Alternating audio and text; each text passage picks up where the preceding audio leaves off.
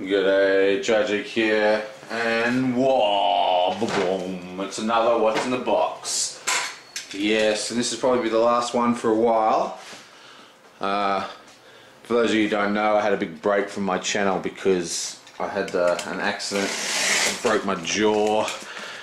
I've got ridiculous amount of dentist bills and all sorts of craziness going on. So I'm afraid buying awesome games is going to have to fall by the wayside. But we have one last package, mega package, to keep me going. For starters, Forgotten Planet, not Forbidden Planet, unrelated to Forbidden Planet. This is a kind of abstracty sort of game. It's actually quite good. It doesn't really get the press it should deserve. Picked this up on a sale for like a third of the price it should have been. Awesome.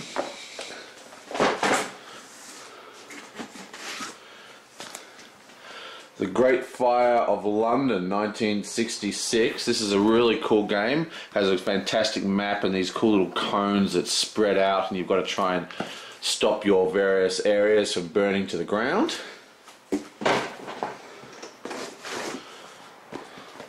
Honor and Profit for Android Netrunner. This is the Jinteki Hasbiroid box. No, the Jinteki Criminal box. I'll do a pack opening for that at some point. The new Eldritch Horror expansion. This is Forgotten Lore. This adds Yig, and it's really just this should have been in the original game. It's basically just fattens up all the decks and adds some new, a couple of new things. But it's mainly the main point of this expansion is just to make the decks fatter, and they should have been that fat in the first place. So this is kind of like the expansion that they owed us, but we had to pay for. Blue Moon, a fantastic two-player card game that I absolutely adore, that I've always wanted to own. I actually have two of the original like Tarot Sides card versions, but I just couldn't. It really bugged me that I just couldn't track down the rest of them without paying a fortune. But it's just been re-released as a full set. This is the entire collection, and they've been turned into normal playing card size. I'll do a full thing on that eventually. And I picked up a new Thunderstone expansion. I don't play a lot of Thunderstone. This is called Worlds Collide. This is basically a reprinting of all the original Thunderstone into Thunderstone Advance. And that'd be it. A lot of expansions today. I'm not really going to go into this one because we all know what Thunderstone is, don't we?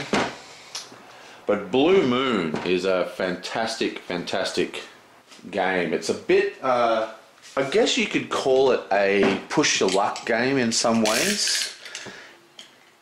This is what I call an entry-level card game. This is the kind of card game I would show to people before showing them LCGs or Magic the Gathering or stuff like that. It has a lot in common with those. It's got deck construction if you wish to use it, but it's also got preset decks. But it's a lot, I wouldn't say simpler to play. I mean, there's quite a lot of strategy involved, but it's just not in the same, it's not the same kind of complexity as these other games. It's basically a push your luck. You know, you have to know when to retreat and when to let things go and let things ride. Basically, you have this little battlefield, which is kind of meaningless, I suppose. Basically, and each person, if I have to zoom out a little, each person has, they've got their discard pile, their draw deck, and their combat area, which goes all the way down here. Okay. And what you do, you lay cards out one after the other, and you're both trying to win the support of these dragons. You've got these dragons in the center. These, I mean, these could have just been tokens. They could have been anything, but they've chosen to be dragons, and these are much nicer dragons than the original ones. There's a variant which I strongly suggest you play, where each of these dragons has special powers, and once you control them, you gain the powers. So basically these guys are all in the center here, and you're lining up your offer to win their favor in a way. Okay? But the thing is, if you overextend or if you underextend, people can take 2 dragons. So these things can move around between the players, and it's about how many cards you wish to place down. Like, the more you place down, the stronger your chances of winning, but the weaker your next hand is. It's a very, very cool game, and it's got absolutely gorgeous art. I've yet to see the new cards, really. What the? There's also a board game called City of Thieves set in the same universe. Oh, she looks preggers.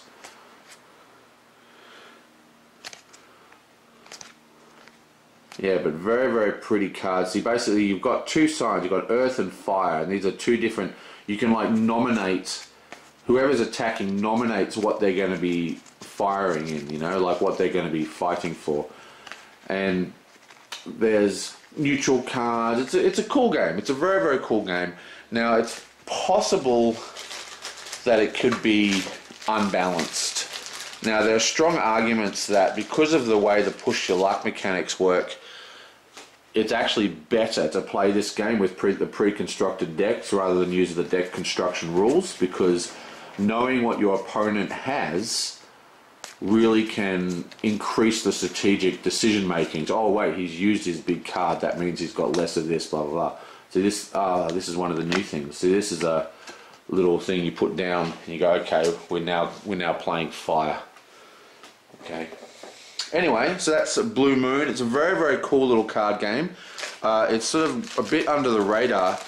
The tarot cards were beautiful, but they were extremely cumbersome. I mean, tarot cards are very hard to shuffle. You couldn't sleeve them. These are much more manageable. And it's got new funky dragon monsters. And yeah, so great game. It has a number of variants. Make sure you read through the variants. You want to use the Dragon Power variant. I use a custom rule where you can actually have dragons on either side at once. And also there's these crystals. They're just unusual for Fantasy Flight games. They're just normal acrylic chips. Anyway, there's a version of the game where you fight for control and you gain these crystals as you play, and it's the first to like 3 or 5 crystals wins rather than whoever pulls the dragon. And that makes a huge, huge difference, which it shouldn't be a variant. I don't know why it's a variant. Anyway, so that's Blue Moon, which is an extremely good game. Looking very much forward to playing that. I have a friend of mine who I think will be particularly enamored with this game. Next, let's have a look at Thunderstone. Why the hell not? Yeah, come on, it's Opening Frenzy. Opening Frenzy.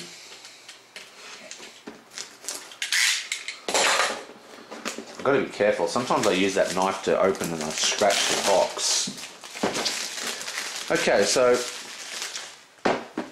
hopefully these cards will all fit into the other box. I won't have to have this ginormous box on my shelf.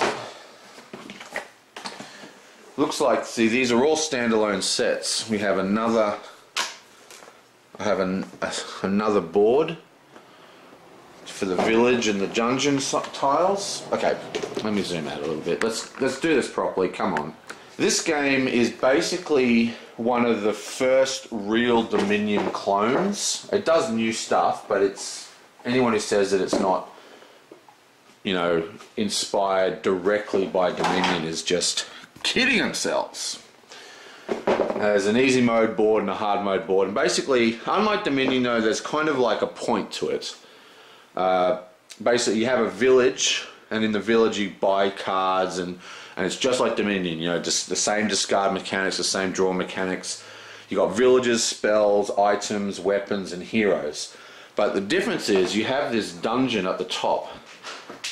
Okay, and it's represented by these little places here. You got rank 1. That's how deep into the dungeon you go. And you need to collect light and go in there and fight monsters. And there's all these awesome quests people have made up using the different monster sets. Now it's a very, very good game. I much prefer it to Dominion, except it doesn't have Dominion speed. Dominion is so fast, you know, shuffle, shuffle, you know, just play by play. You can play Dominion with like, you know, 8 people and it's like lightning. But this is a slower game. You know, because it's got more complicated stuff. You've got XP and you level up characters and all this kind of stuff. It's got a very nice box, lots of space, so you can stick everything in. And this particular set, because this is actually Thunderstone Advance, which is the second iteration of Thunderstone, and these are actually Thunderstone, the original Thunderstone cards that have been reprinted for Thunderstone. And it's a very good game, and I've been playing it a bit recently, which is awesome, so I thought I'd grab some extra stuff. Whoa, look at this one. We know what this is all about. Eldritch Korra. Everyone's pretty excited for this. I'm excited for this. But I probably won't be playing with this for a while. To be honest, I wasn't as blown away by Eldritch Korra as a lot of other people seem to be. I love how FFG have now switched to using bags like this rather than shrink wrap, because shrink wrapping can bend the cards. But basically what this expansion is just more decks, okay? So we've got more clue cards. I think they're all, yeah, more clue cards, more Otherworld cards, that's more Yig stuff. More Cthulhu cards, you got like, see, 2 new Cthulhu things, so you got more variety with your tasks you've got to do. For the other old ones as well, of course. Got more, just more of every deck. Okay, and that's really the focus of this expansion. Yig is just the bonus, you know. So very, very keen. I think this is going to greatly improve Eldritch Korra. I've also got the, you know, new spells and items and all this kind of stuff. And there's a couple of funky new mechanics, well, not new, but you know, interesting mechanics that have been changed. How the hell would this all fit in here?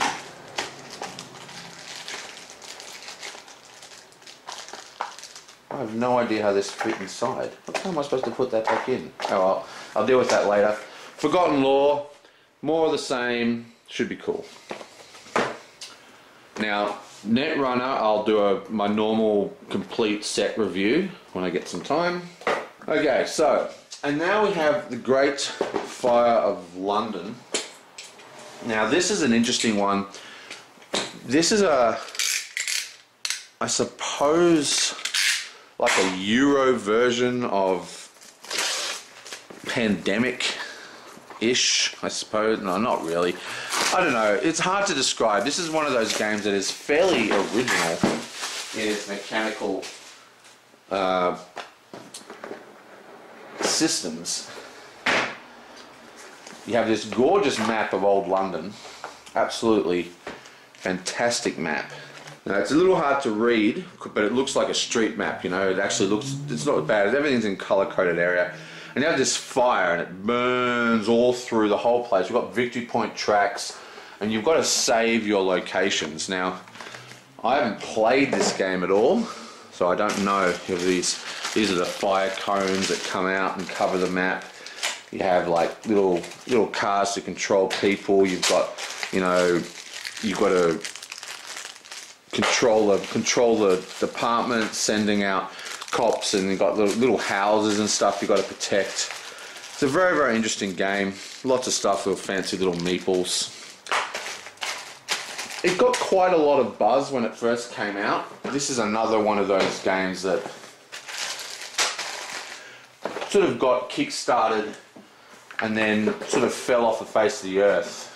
It had a bad release of the Kickstarter, but it's supposed to be a good game. We'll give it a go. And finally, we have Forgotten Planet, which is right up my alley. Oh, it's got a Great Fire of London. Look at this, great jaw bag. And look, an actual draw bag. Whoa, look at that, Quarriers. I can actually fit my hand in it.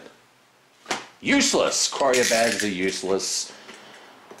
Some of us are big, gigantic, 6 foot high men. We can't fit our hands in those little tiny Quarrier bags. Pathetic! Okay, so this is Forgotten Planet. Now this is an unusual one. This is a kind of an abstract. Have a massive wooden shits. Awesome. Wow, that is a messy box. Well, look at that. I think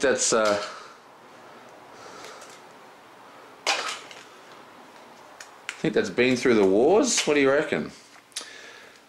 I don't know what's... Wow. Okay, well I have to go through this. I'm not really quite sure how this is going to play out. Look at that. Wow, I've never seen a box arrive like this before.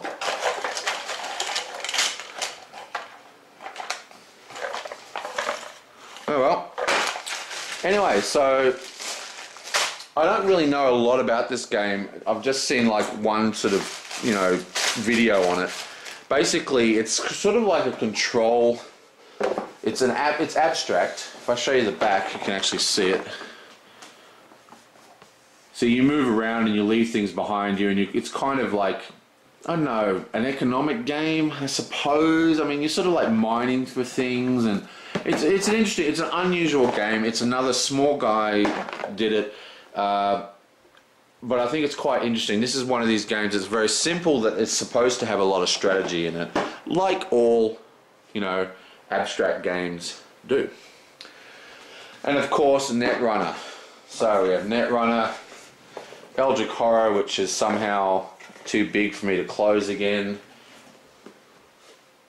Thunderstone, Blue Moon,